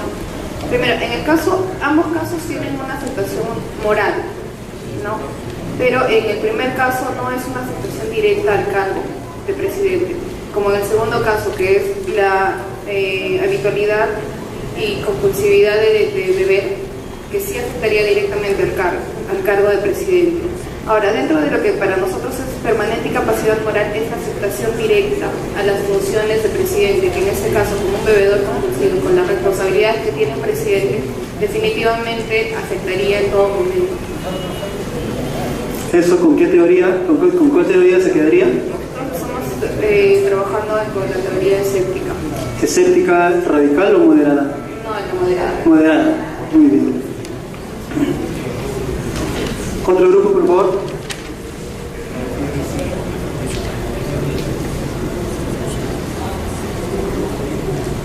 A ver, aquí adelante, por favor, aquí. El grupo ahí.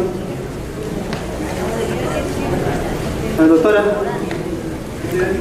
Hay un grupo ahí. A ver, por favor. ¿Sí? Sí, ahí está, este caballero. Ahí está. Caballero. Ahí está,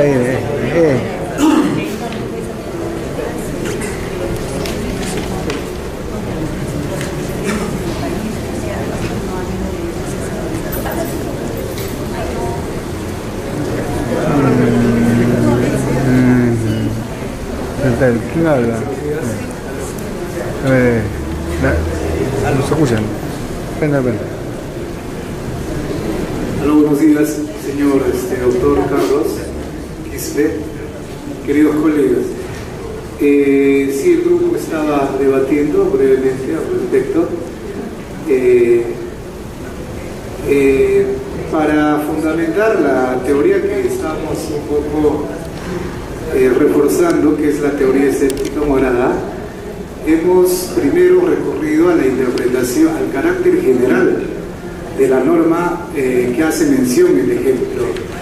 Dice textualmente incapacidad moral permanente permanente incapacidad moral, lo cual si leemos un poco sobre el carácter general o abierto de las disposiciones al que usted ha hecho mención en su momento, que es primero moral, ¿no? El término moral es de carácter más subjetivo que objetivo. Para la doctora que acaba de antecederme, por ejemplo, incapacidad moral enmarca está circunscrito dentro de las funciones, en este caso el presidente. Pero para algún otro colega puede trascender a las funciones, como el ejemplo dice, ¿no? Haber tenido vidas paralelas con otras mujeres. Pero el ejemplo concreto es fáctico, no necesariamente jurídico, ¿no? Como nuestra interpretación es jurídica y tenemos que analizar la característica de lo jurídico también en el hecho concreto. Si bien es cierto entonces que la norma, para nuestra consideración, tal vez no lo compartan, es de carácter general abierto, entonces nuestra teoría aplicada al hecho concreto es la teoría escéptica moderada. ¿Okay? Porque bueno, ya es gracias. Muy bien, gracias. A ver, una última intervención, por favor. A ver. Gracias. Con respecto a que la presidencia de la República se vaca por su permanente incapacidad moral, hemos considerado que es un principio, una regla. Un principio. Sí. Luego, el primer cargo de adulterio constituye más bien una causal de divorcio en materia civil, ¿no? Y no constituye un supuesto de incapacidad moral permanente, ¿no? Respecto a la función presidencial. Y respecto al segundo cargo de beber en forma compulsiva y habitual, ¿no? Estamos ante un caso de alcoholismo ya, ¿no? Y en este caso sí, ¿no? Consideramos que procedería la vacancia luego de ¿En cuál de los casos? En la segunda. Sí, nos vamos a basar en la teoría escéptica moderada. Moderada. Muy bien. ¿Algún grupo que desee intervenir? ¿Algún grupo que desee intervenir? A ver, por favor. Bueno, no verlos, bueno, yo quisiera agradecerle por la atención prestada en este tiempo durante la exposición y también por su participación en cuanto al caso práctico y que ha permitido ver eso, ¿no? De que en realidad interpretar la confusión es un problema, existen desacuerdos y si ustedes formarían parte de un colegiado o llámese el Congreso o un tribunal, verían ese tipo de desacuerdos, entre ustedes mismos los desacuerdos, claro, porque ¿qué significa moral, no? En el primer caso, en el segundo caso, en el primer caso han dicho, y creo que de manera razonable, ¿no? De que no, a primera, digamos, no compromete tanto en el ejercicio del cargo, seguro que a menos que se trate de un hecho grave, ¿no? O sea, pero para hacer esto han considerado que no lo es. Un hecho grave que comprometa la dignidad del cargo, seguramente, pero al parecer esto no lo han considerado. Y en el segundo supuesto, bueno, si tiene que ver mucho con un tema de incapacidad, ¿no? Que es regulado por el Código Civil. Claro, tendrían que someterse a una serie de pruebas y en función a eso disponer, ¿no? Sin necesidad de ser declarado oficialmente, se puede pedir la vacancia, ¿no? Pero lo que quiero ver así es problemático, ¿sí? Pues es problemático, y así como la Constitución, así como esta disposición está llena de disposiciones que tienen un alto contenido moral, valorativo, y donde la moral puede ser la moral subjetiva, la moral social, la moral de la sociedad, o tal vez una moral objetiva que diga, bueno, hay una moral objetiva, ¿no? Pero en fin, nada más yo quisiera agradecerle, ¿verdad?, por su participación, bueno, y animarles a que hagan un ejercicio interpretativo de todos los artículos de la Constitución y pregúntense ahí qué teoría es y cuál sería su significado, ¿no? Muchas gracias.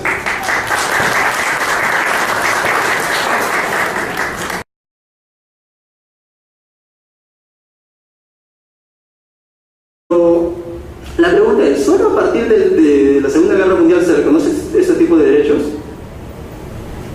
No, o sea, la respuesta es no, porque si ustedes, por ejemplo, leen la Declaración de los Derechos del Hombre Ciudadano en Francia, ¿no? Allá por 1789, en esa declaración ya hay derechos fundamentales, bueno, derechos humanos en nivel internacional, ¿sí? Pero ya hay derechos con contenido material, ¿no? Ya hay derechos subjetivos con contenido material.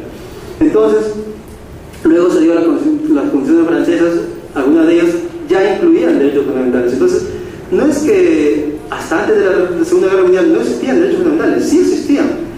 El problema es que, como les decía hace un momento, en ese tipo de Estado prevalecía, digamos, la ley como expresión de la voluntad general emitida por el Parlamento.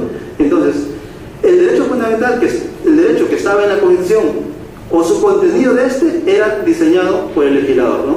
Ahí donde el legislador diga que este es el contenido, eso es lo que prevalecía. No tanto el contenido se derivaba directamente de la Constitución, sino por un acto del legislador. Por eso es que la doctrina le llama, bueno, en realidad esos derechos que estaban anteriormente, ahora también estaban recogidos en las constituciones del Estado constitucional. Entonces, ¿qué ha pasado? Lo que ha pasado es una rematerialización de estos contenidos, ¿no? O sea, esa es la única explicación que se puede leer en la doctrina. Lo que ha pasado es simplemente una rematerialización. O sea, ahora sí, en el Estado constitucional, a esos derechos fundamentales, digamos, tiende o se pone énfasis en un contenido material.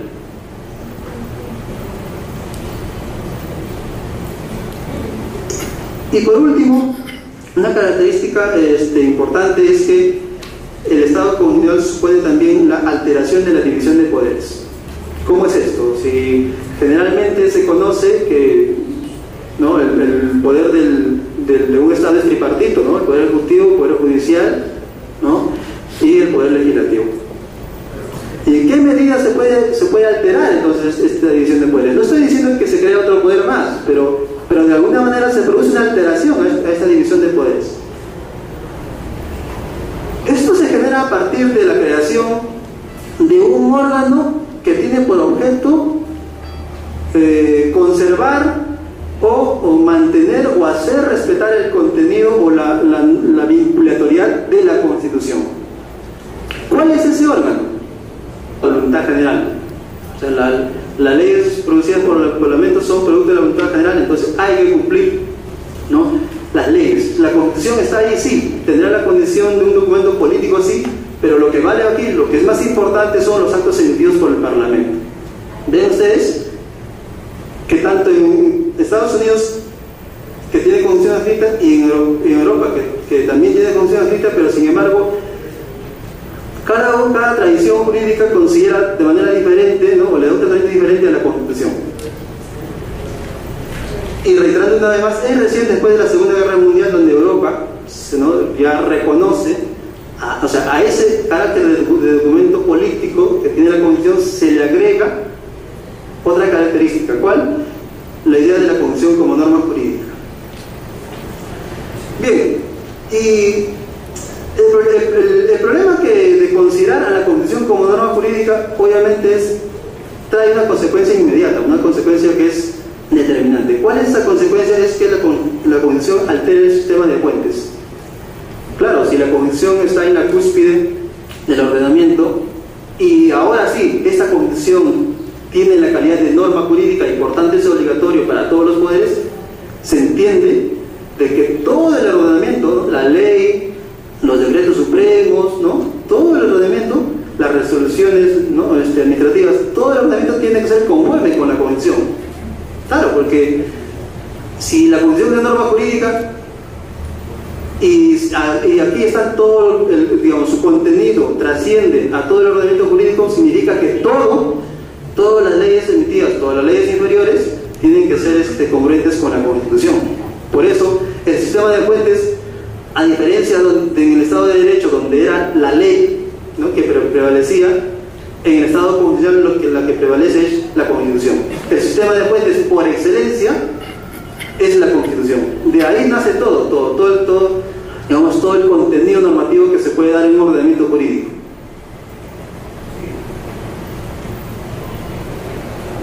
Otra característica importante es la rematerialización de los contenidos materiales de la Constitución. Y aquí está uno de las críticas que se le puede dar. Hoy en día se dice, bueno, ¿por qué el Estado actual es un Estado constitucional? Bueno, se suele decir, bueno, porque en su contenido o su articulado reconoce o declara derechos fundamentales, ¿no?, derecho a la vida, derecho a la libertad, pero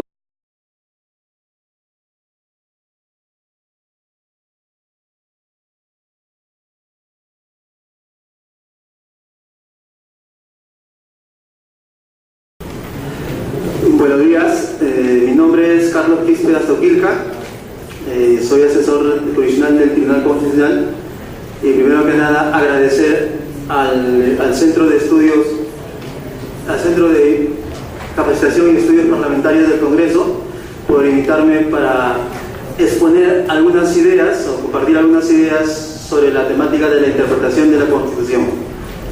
Entiendo que en una sesión anterior, Javier Adrián ha hablado sobre la argumentación jurídica, luego viene Víctor Hugo Montoya para que hable sobre la ponderación o test de proporcionalidad. Es un tema que tiene bastante relación con la interpretación, por eso yo en esta sesión solo me voy a ocupar sobre la interpretación de la Constitución, aunque es verdad se mencionarán algunas cosas sobre la argumentación jurídica. Bueno, una pequeña advertencia. Lo que voy a tratar es de exponer algunas ideas sobre cómo la doctrina ha tratado sobre el tema de la interpretación de la Constitución, ¿no?, y a partir de ella, si se quiere, exponer algunas críticas o en todo caso cómo eso se puede aplicar, digamos, en la interpretación de cada una de las disposiciones de la Constitución. Al término, faltando 20 minutos para que finalice la sesión, les tengo preparado un caso, ¿no?, que es dos casos, para que a partir de lo que se ha comentado a nivel de la teoría, puedan ustedes emitir una opinión, ¿ya? Entonces más adelante se le va a repartir una hoja que tiene ahí dos casos, es lo que vamos a desarrollar, a ver cómo ustedes lo pueden aplicar. A ver, bien.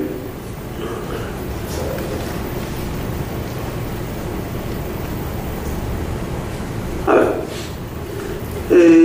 Para hacer un análisis sobre la interpretación de la Constitución, lo primero que hay que hacer, en todo caso, hay que situarnos en qué tipo de Estado nos encontramos, ¿no? Me refiero desde el punto de vista del derecho constitucional. Si es un Estado legal o es un Estado constitucional. Parece, o sea, al día de hoy no hay duda que estamos ante la presencia de un Estado escrito. Ahí está la diferencia, ¿no? En Estados Unidos la primera constitución desde su nacimiento es una constitución escrita, a diferencia de Inglaterra, que no tiene una constitución escrita hasta el día de hoy. Bueno, ahora se discute ya que como Inglaterra forma parte ha suscrito el Convenio Europeo de Derechos Humanos y se ha visto obligado a emitir una ley que sus articulados sean conformes con el Convenio Europeo de Derechos Humanos. Hay mucha gente, bueno, se debate ahí y dicen que, bueno, en realidad esto ya esa ley parece una constitución porque regula derechos fundamentales, entre otras cosas, ¿no? Pero bueno, pero la constitución no solamente regula derechos fundamentales, ya veremos más adelante. Pero lo que quiero que quede claro es que a partir del sistema norteamericano, desde su nacimiento, empezamos con una constitución escrita. Y este será el ejemplo para los demás países, donde en su mayoría, por no decir casi todos, tienen una constitución escrita. Pero el hecho de que sea constitución escrita no garantiza, o al menos en su época no garantizaba, de que esta constitución sea norma jurídica. Como les decía, allá al finales del siglo XVIII, en Estados Unidos ya se consideraba que la constitución tiene que ser escrita y ya se considera que la constitución es norma jurídica. Sin embargo, en el continente europeo no ocurría lo mismo, porque como les mencioné en ese momento, solo a partir de la Segunda Guerra Mundial se considera que la Constitución es norma jurídica. Hasta antes de eso tenía lugar lo que se llama el Estado legal de derecho, donde existe una Constitución, sí, pero esta Constitución solamente tiene o prevalece su carácter político, ¿no?, de la Constitución. O sea, a ver, y aquí cabe preguntarnos a qué se debe de que en el sistema europeo continental, a pesar que tiene una constitución escrita, llámese Francia sobre todo, ¿no?, a pesar que tenía una constitución escrita, no consideraba esta como una norma jurídica. ¿Cuál es la razón? ¿No? O sea, la razón es muy sencilla. O sea, primero, no es que los franceses o los alemanes desconocían la tradición jurídica norteamericana, ¿no? O sea, claro que lo conocían muy bien. Lo que pasa es que ellos le daban mayor preponderancia, digamos, a los actos emitidos por el Parlamento, ¿no?, el lado constitucional, ¿no? Esto que para nosotros, digamos, es conocido, no más allá de 20 años, o sea, hace poco, en otros países, sobre todo en Europa, ya se trabajaba estos temas hace 50 años, pero incluso en otros países, como por ejemplo Estados Unidos e Inglaterra, el tema del Estado constitucional ya se daba por descontado desde hace mucho, ¿no? O sea, lo que quiero decir es que mientras en Europa, a partir de la Segunda Guerra Mundial, recién se considera la Constitución como una norma, y no solamente como un documento político, sino también como una norma, y por tanto obligatoria para todos los poderes del Estado. En Norteamérica y en Inglaterra, ya desde hace mucho, ya se consideraba la Constitución como norma jurídica. O sea, sí, norma política también, documento político, pero también norma jurídica, ¿no? Lo que yo voy a enfatizar aquí es, sobre todo, a la condición de la Constitución, pero en tanto norma jurídica, no tanto como documento político, sino como norma jurídica. Y vamos a ver cuáles son las características, ¿no?, o qué es lo que hace para que se considere que estamos ante la presencia de un Estado constitucional. Depende de qué. El primer requisito para hablar de un Estado constitucional es considerar a la Constitución como norma jurídica. Como les decía, mientras en la época moderna en Inglaterra, a pesar de que Inglaterra no tiene una constitución escrita, porque o sea, no quiere decir que Inglaterra no tiene constitución, pero o sea, su constitución está formada por los actos que da la Cámara de Lores, por la prerrogativa real, por el Bill of Rights, pero a pesar de que no tiene un código o un documento donde reúna todos los artículos y por tanto se considera la constitución escrita, sin embargo sí tienen una constitución, ¿no? Entonces, y es una constitución que para ellos es vinculante para todos los poderes del Estado. Todo está en la obligación de cumplir su constitución. Y hago esta advertencia porque Estados Unidos, cuando de alguna manera copia, o trasplanta, ¿no?, su cultura jurídica, ¿no?, de Inglaterra, ¿no? Estados Unidos lo primero que hace es establecer una constitución